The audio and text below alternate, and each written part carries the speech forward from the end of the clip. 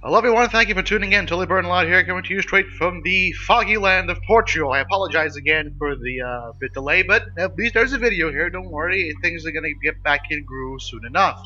Topic of today's video is Valhalla Hills, brought to you by Fanatics. I'm assuming that's how you pronounce it. Fanatics Software.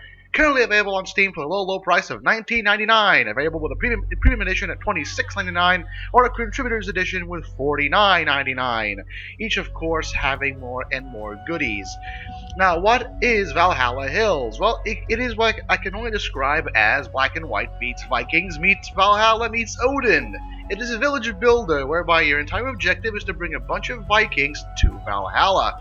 Now, before I go ahead and explain to you how the game works, let's look at the options menu, shall we? You will notice that things aren't exactly... things are on low. I didn't turn anything off. Again, my computer is bad. This is why I refrain from giving judgments on how the game looks most of the time, because, well, most of the time I can't see how the game looks properly. And of course, you can go with... Is the thing, you can't actually... As far as I can see, you can't, in fact... look at what these things do. I'm assuming it handles texture quality and shadows quality in and of itself. Would be nice if we could actually do it. Maybe in some sort of advanced settings. Mostly because my computer can handle many things except shadows. But yeah, of course, you have low, medium, high, epic, lens effect, V-Sync, depth of field, artificial blood. You can also, of course, scale your user interface. Windows full screen, or windowed mode. Lot of resolutions, 320 by 200. What the fuck? I think the computer that I had before, I think my very first computer, which had a grand total of 2 megabytes of RAM, didn't work on 320 by 200. Holy crap. Okay, I don't want to know how that looks. Screw it. Language, of course, being German, English, or Russian, I'm assuming? That's Cyrillic? I don't know, whatever. Audio, voices, ambient, user interface, sound effects, and of course the master volume. Let me just let you hear the music for a bit.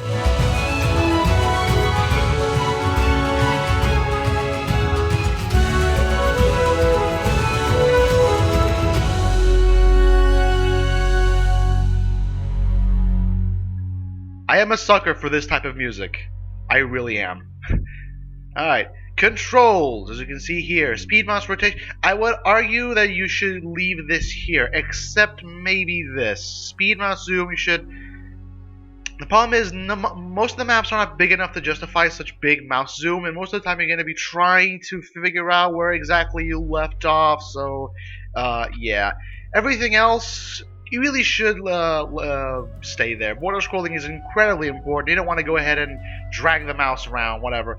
Just leave it as it is. I've tinkered around with the controls in terms of video quality and in terms of controls, actually. Not worth it. It's perfectly fine the way it is. Oh shit. Okay, as the keyboard, it has a bunch of keys that I don't use, mostly because I don't like using hotkeys. Mostly because I don't really play RTS for a living. Tracking, as you can see here, I don't have it anonymously enabled. This is currently on beta testing. I really should have this. But after it's a personal thing. I don't enable anonymous tracking. Regardless, of course, you can have your feedback here. Of course, you have the credits, which I will not be scrolling through, and you have news. Okay, let's move on, shall we? Now, the game allows you to have 3 profiles, which you can delete at any time. Each profile, of course, being independent of one another. You can check your statistics here, which include your unlocks, your next unlocks, and of course, a tutorial. This is, of course, a tutorial that you've seen so far. Because here, of course, a profile. Because here is exactly how this game works. This game does not function based on... It doesn't allow you to unlock everything from the start.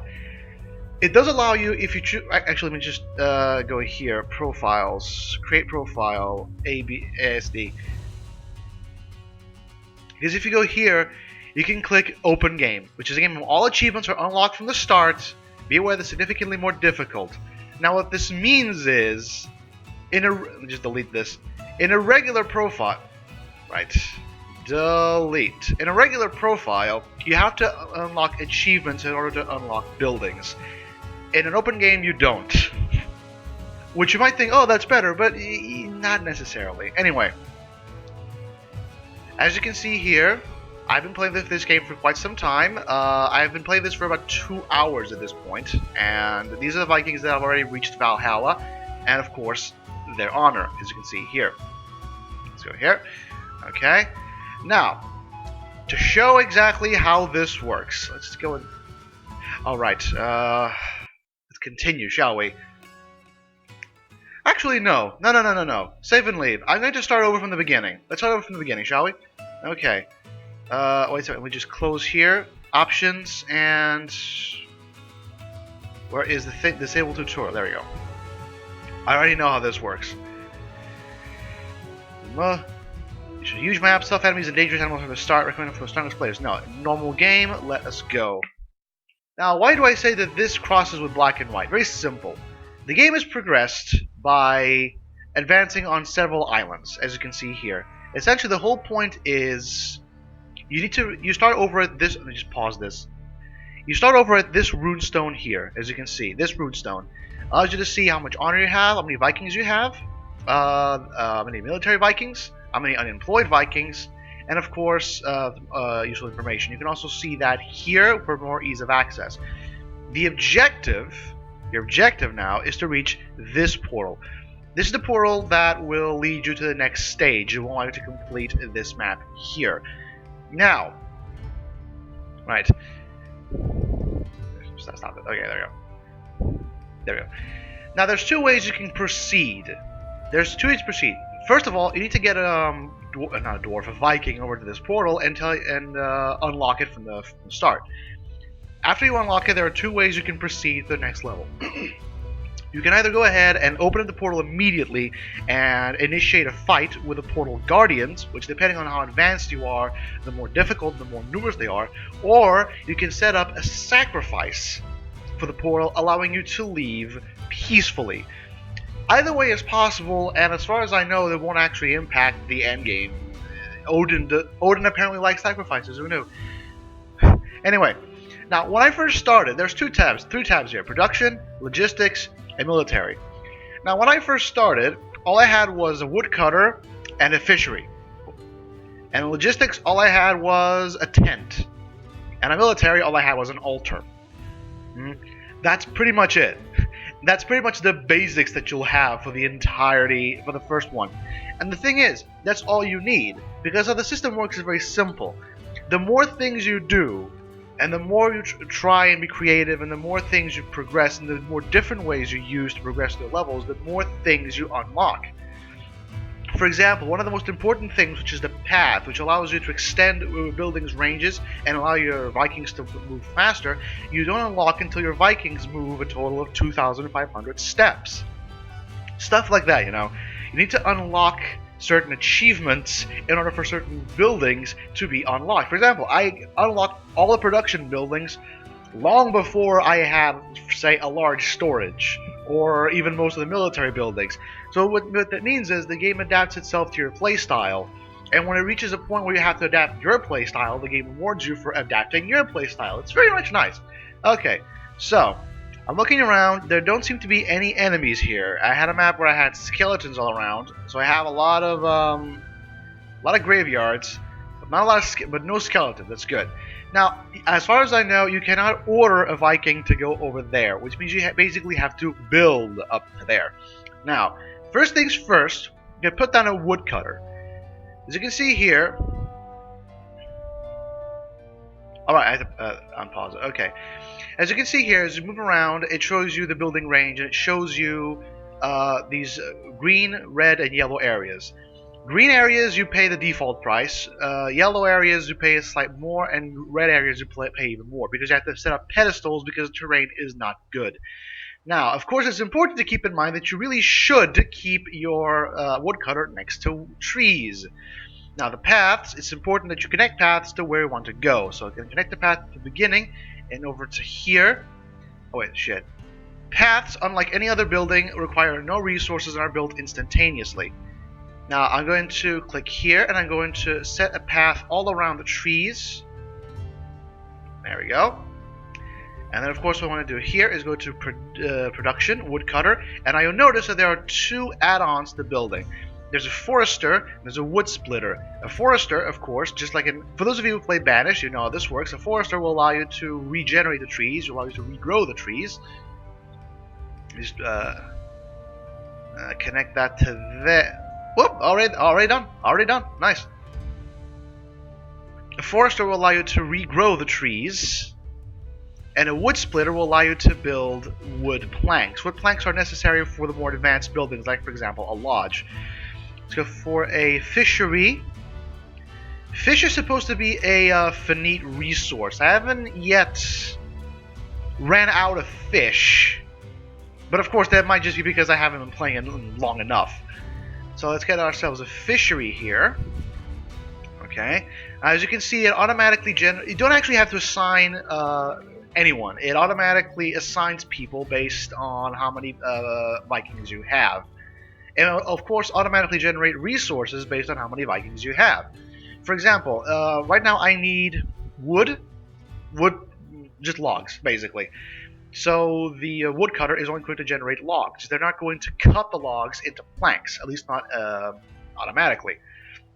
If, say, I wanted to build a large storage, which I really want to do, then it will produce logs and it will produce planks. It automatically generates resources based on what you need, not what you want.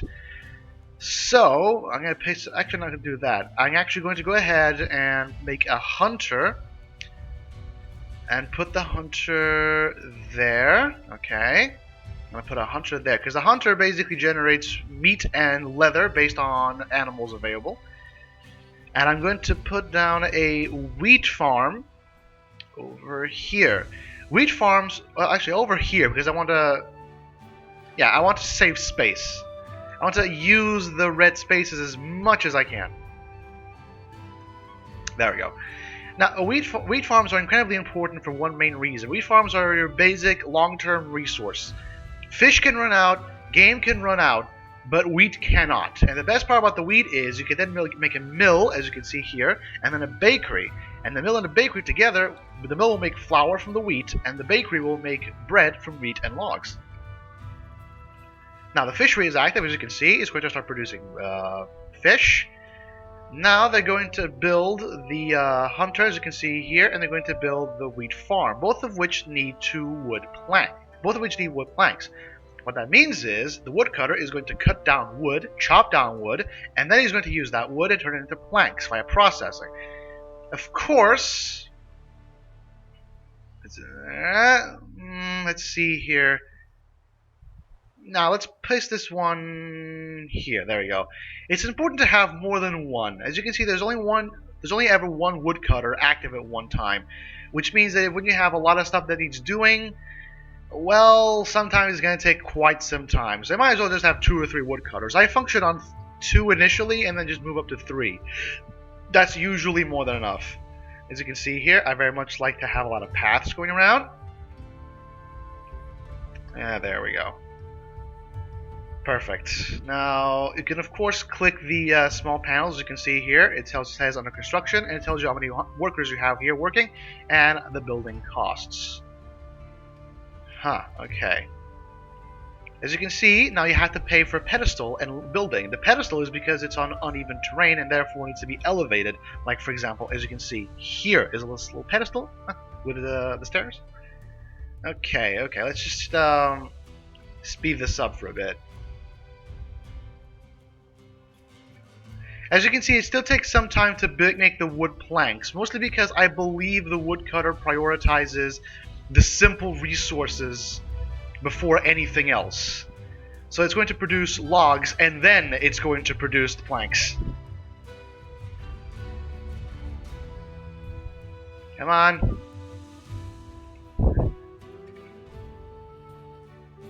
I don't want to progress further without having a better source of food. The problem is apparently the planks are just not being delivered. Oh, there we go. Slowly increasing. Yeah, this is why I have more than one woodcutter. Otherwise, things just take for fucking ever to get done. There we go. The Hunter Lodge is being made. Let's see. It needs one. Okay, so the wheat farm is done, so now the wheat's going to be starting to be produced, and now I just need a single wood plank. And there we go. Tristan has just developed it. Yeah, Tristan. And now, boom, it's going to produce meat, and it's going to produce leather. Now, let's see, I have 5 unemployed Vikings.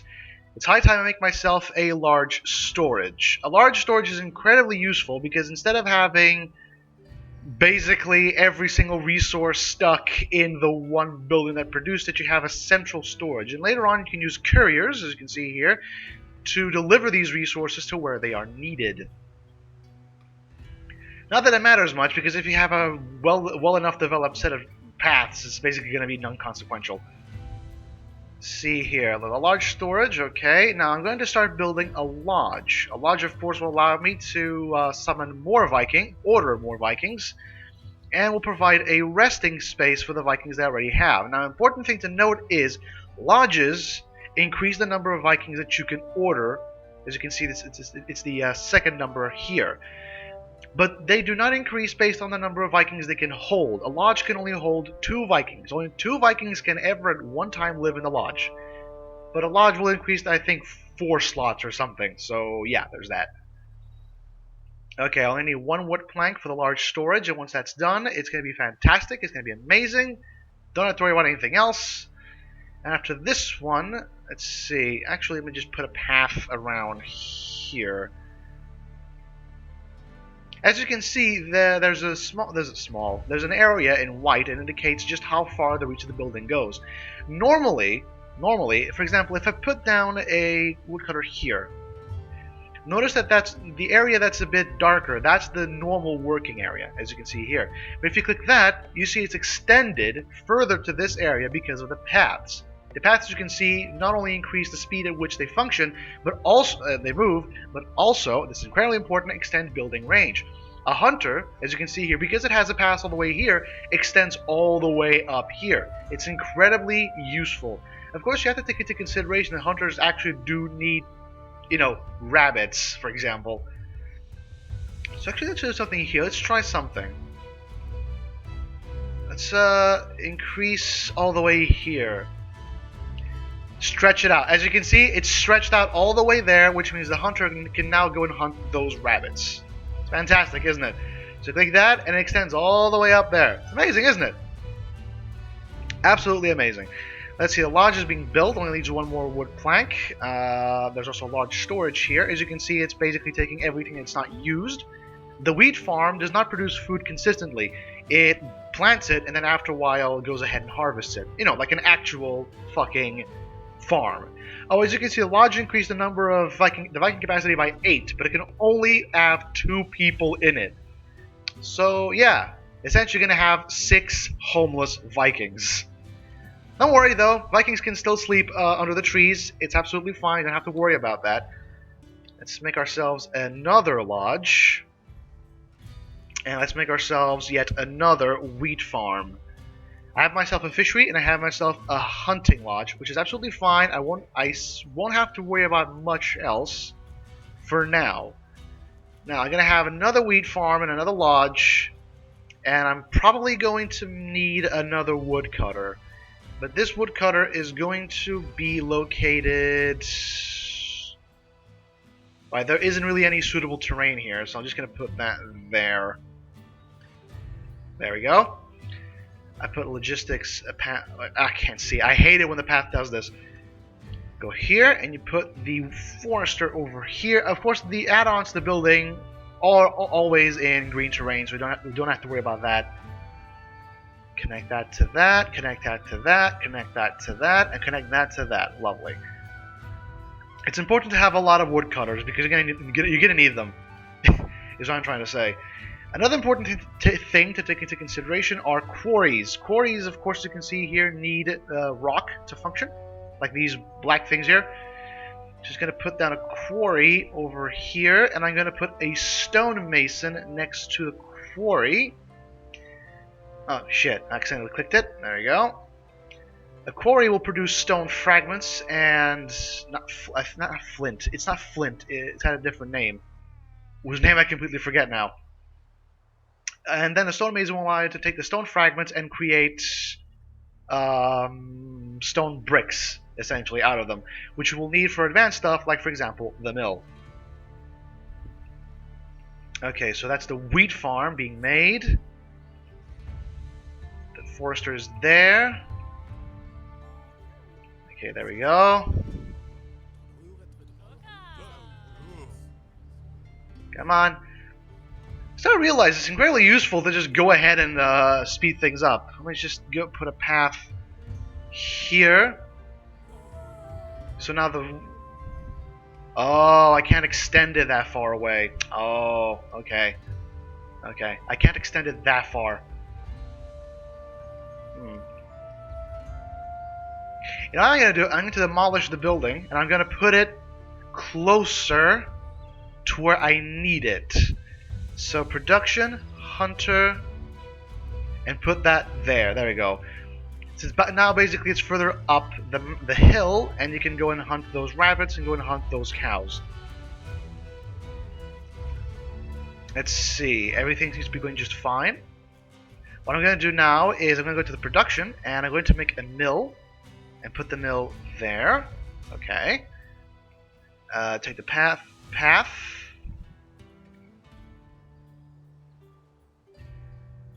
Come on. Ah, there you go. Ah, God damn it. Take the path and put the path there. And then I'm going to make a bakery and put it there. It seems a bit far away, but you know, with paths, everything gets done really, really fast, and it's not really an issue. There we go. It's a bit wonky, but it does a trick. Let's just do that. There we go.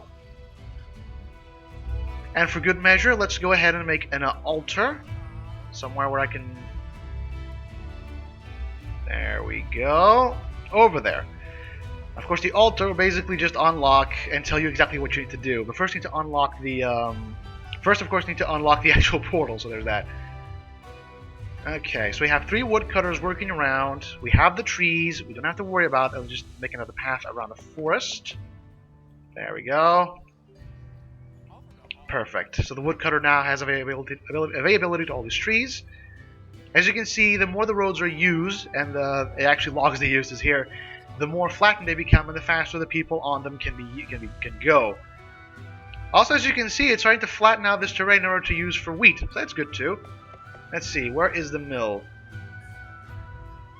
The mill now needs 3 wood planks and 4 stone bricks. Oh, but apparently the bakery is actually being built first. And the altar's already been built. That's great. Alright, now we're going to need, let's say, a couple of lodges. Make a lodge here. Make a lodge there. Make a lodge here. There we go. Perfect. Now I just need to make a path over here. I need to make a path over there. I basically connect every single path to the entrance in every building, which is notified here with the green circle. Let's go here. Okay. Oh, I got 2 unlocks. Dark Forest Floor and Wolf. Huh. Okay. These don't actually do anything, but whatever. Let's see. The mill is almost built. It only needs 1 more plank and 1 more stone brick.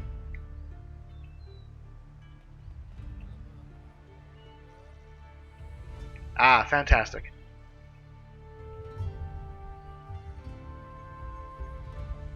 Ooh, nice. Too hungry to work. Oh, thank you. Fantastic.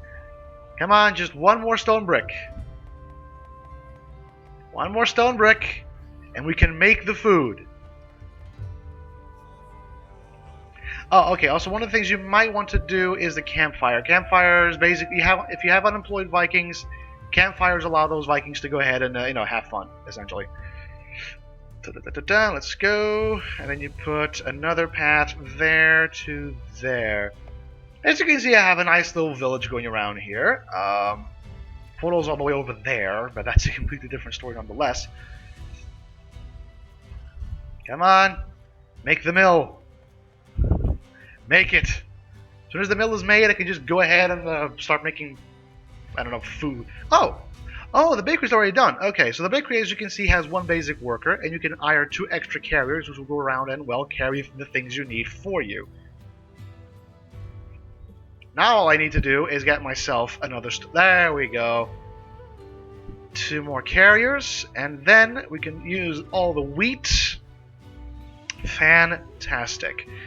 Now let's see here. The storage, the main storage is here. So I'm going to make the courier around here. In essence, what the courier does is look at its area of effect, see what is required in its area of effect, and then take all the items necessary and bring them to other couriers. So essentially, even when you have a system of paths, it's incredibly important that you have couriers set all around in order just to make sure that everything is being handled. Essential storage, of course, is incredibly important. I mean, I'm assuming it's important because essential storage will basically allow the couriers to go ahead and, you know, put everything there. Let's see.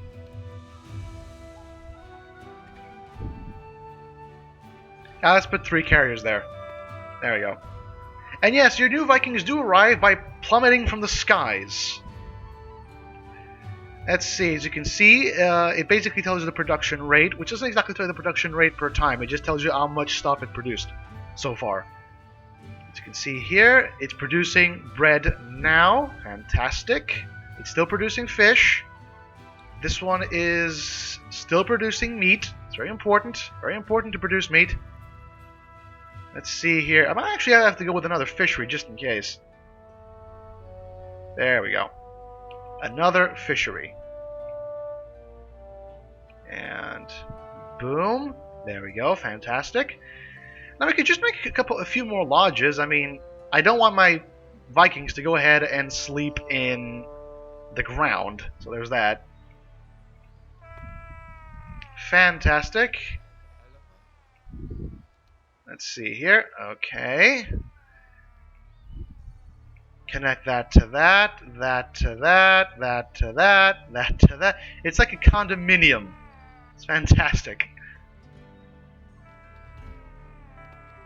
And you know what? For good measure, let's just go ahead and make yet another wheat farm, just in case. Let's make another one there. Fantastic. There we go. Now, an easy way of basically unlocking this is just going ahead and making a building there.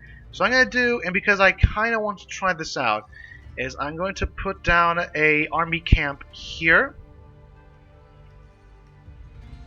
Connect that to there. There we go. Fantastic. Now, the army camp allows you to take unused Vikings and turn them unemployed Vikings, and turn them into warriors. Warriors, of course, can be used to defeat mobs on the map, or be used to defeat the mobs located at the portal, which unfortunately I do not know of, because I haven't been to the portal yet.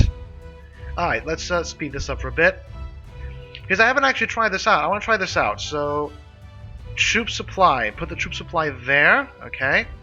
Basically make this an army camp, like a proper army camp. Let's see, put a brewery over there, okay. Increase the logistics, put there. Get myself a large storage and put it here, okay. Also get myself a courier and put the courier here. Put the courier there, there we go. Fantastic. Now I go here and put an armory on the green area, and that should do it. See, and now I have an improvised army camp. Of course, I might want to do put down a well. There we go. A well and a wheat farm here. Fantastic, I got myself a nice little army camp, and all I have to do is speed through this and, well, hope that it gets built in any measurable degree of time. There we go. Fantastic.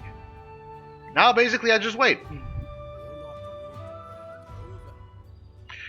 Alright, the portal was actually open because someone went there. Okay, so the portal is going to either require me to kill 2 ice golems, which I have no intention of doing, or sacrifice 15 logs. So what I can do here is you go to the altar, and you can click here, start offering.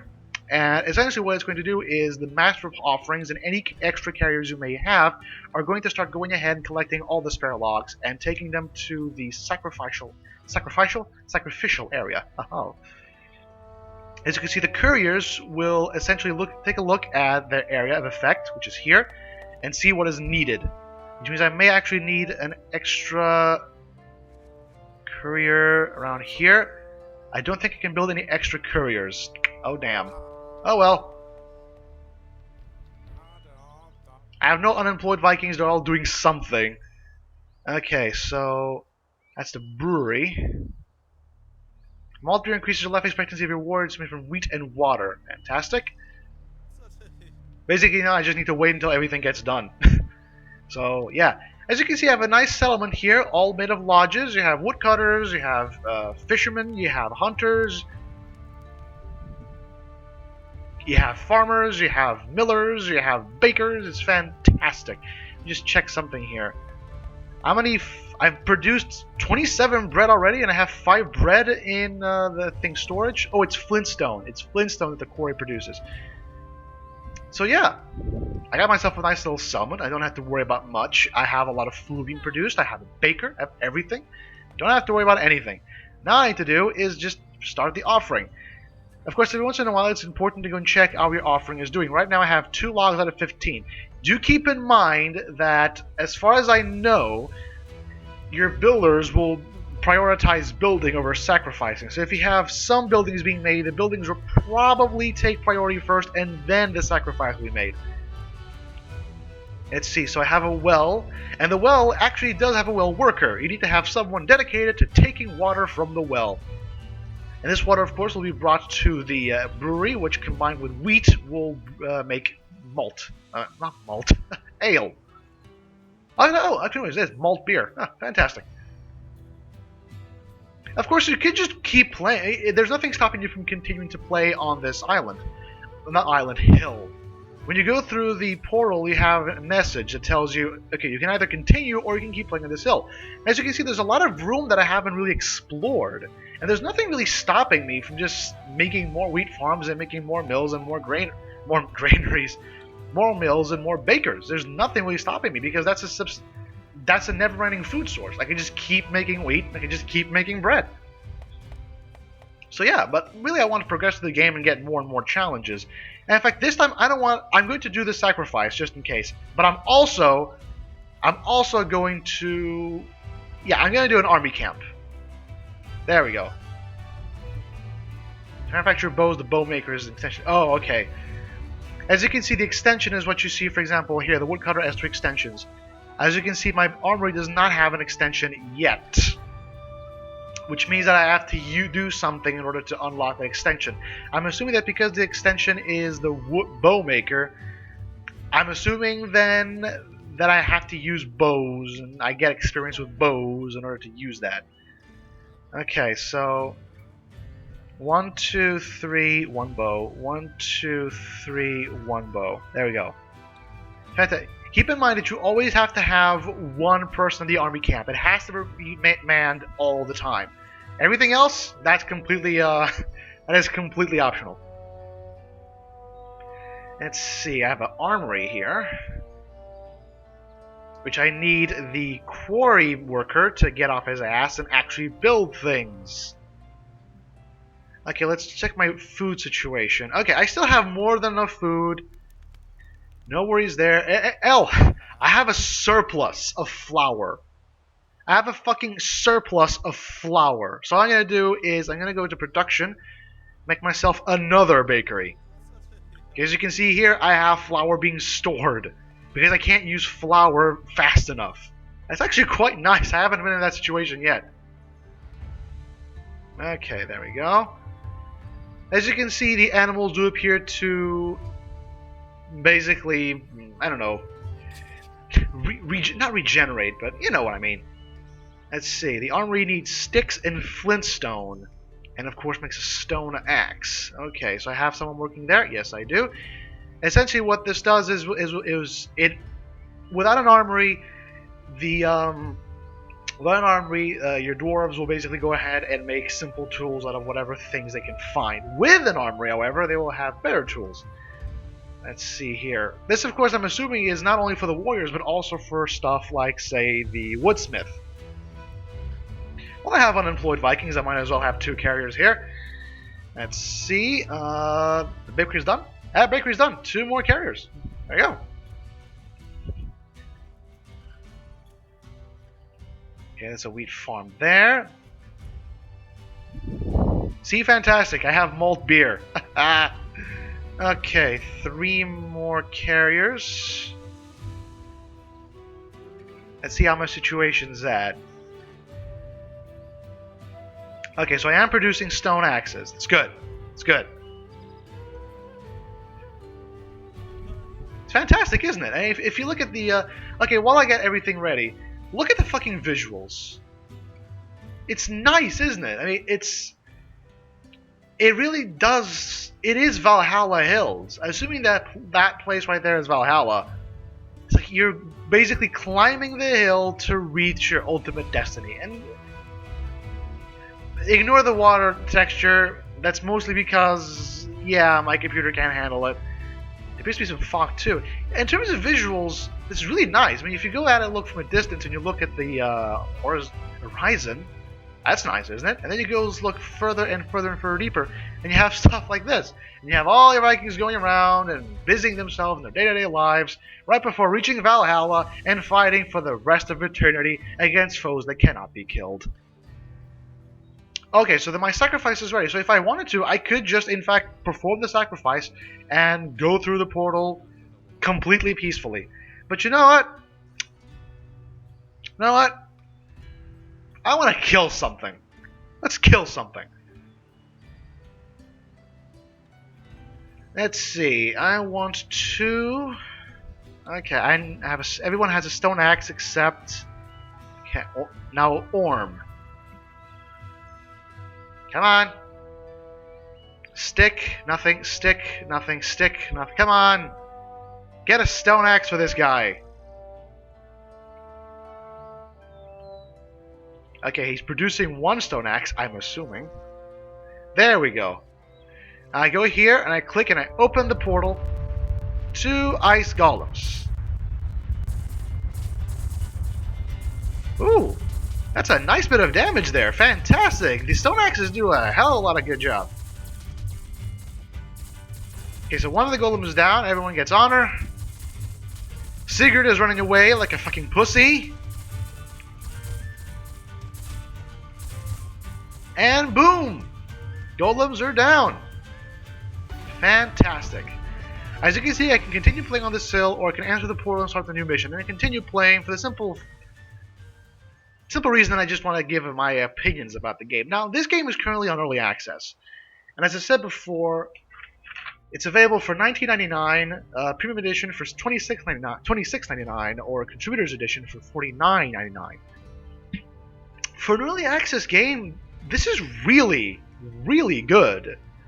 I mean, it's no Black and White, but then again, Black and White was a finished game, and yeah, it had a hell of a lot more development time than this had. But as it stands right now, being in early access, this is very good. And I'm saying this is very, very good. I had to refrain myself from not playing, because this is really, really fucking good. I mean, the progression system...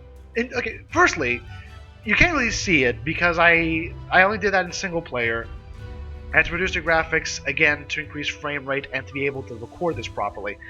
But in when I wasn't recording, I put this up to maximum graphical quality, and this game looks stunning. That's the word I have for it. It looks stunning. The visual aspect of itself is actually really good. The soundtrack is great. Most of the time you'll be hearing one soundtrack, but the soundtrack is really fucking great as well. The progression system I also enjoy, being the fact that you don't research things or have them unlocked for you. You have to do things. You have to use things in order for more things to be unlocked. I like the AI. The AI is actually pretty smart, unlike Banished, for example, where the AI was really fucking dumb before a couple of patches were applied. I just like this game. It's really fun. And despite the cartoony look of it, it's actually rather fucking nice. It's well done, it's well conceived, it's well developed, it's got some nice production qualities, and above all, you can just play this for hours and hours on end. You can try this different approaches, and you can try different ways of going through the challenges. And of course, the challenges get more and more complicated. For example, the map that I was at before, that you saw a small glimpse of, that was like twice this hill. The map basically, it went like this, and then it had an even larger cliff where this one ended, and then you had yet another island's worth, another basic hill, all the way to the portal. And I'm assuming it only gets even worse and worse as you go on, and the sacrifices become more expensive, and the gardens become even more complicated to win against. So yeah, I really like the way that this game is going. I really enjoy the overall look and overall feel of it. I will be going back to this when it's more developed. I'm assuming that this may be close to being finished. I don't know. I didn't actually check.